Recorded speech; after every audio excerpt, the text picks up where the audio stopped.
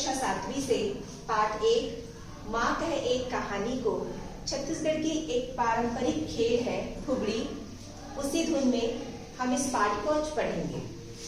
सबसे पहले हम फुगड़ी की 4 लाइन गुनगुनाएंगे जो कि इस प्रकार है।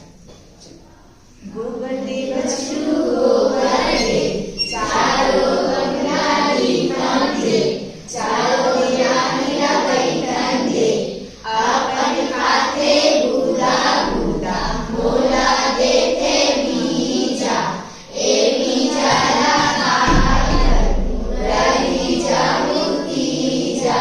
अब इस पाठ को इस तरह से पढ़ेंगे। चलिए। माँ